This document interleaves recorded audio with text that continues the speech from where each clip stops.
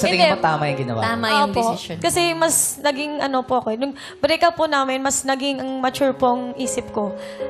Naging ano po ako, mas naging hindi ako nag-depend na masyado sa ibang tao. Sa sarili ko na lang. Mas nasanay po akong mag-isa na. Then focus na lang po talaga ako sa trabaho, ganyan. Trabaho by trabaho.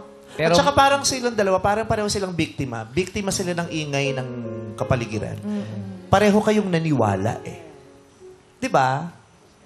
Pareho kayong naniwala. Kaya, imagine niyo kung gaano kadaming magagandang bagay, samahan at relasyon ang winawasak ng ingay na ginagawa ng mga nasa labas.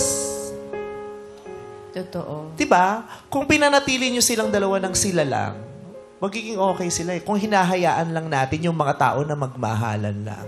Totoo. Pero dahil sa, 'di ba, sa sinasabi, yung ingay ng paligid, ang daming nawawasak. Eh, hindi naman lahat malakas agad.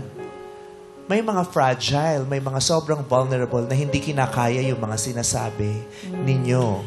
'Di ba? So, ganun yung nangyari sa kanila. So, ang wish namin para sa inyo sa pagkakataong ito, mas malakas na kayo, mas matapang, mas matibay, mas matalino para mapipili nyo kung alin yung mga bagay na haharapin nyo at mga bagay na hindi na lang papansinin at palalampasin. Yes.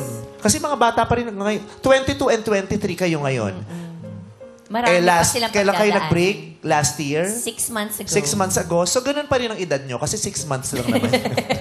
Ang nakalipas. Pero bata pa yan, yung 22 and 23. Nag-start Diba? sila 18 Marami tsaka pa 19. silang Oo, matututunan. di ba? Pag yung pinag-uusapan natin to para malinaw sa amin yung kinukwento nyo at para kayo din malinawan habang nagkukwento kayo, di ba? Pero congratulations because you have now and tomorrow to make things better from your learnings. Oo, di may ba? bago silang natutunan in terms of love, self-love, and love sa partner at sa pangarap. Pero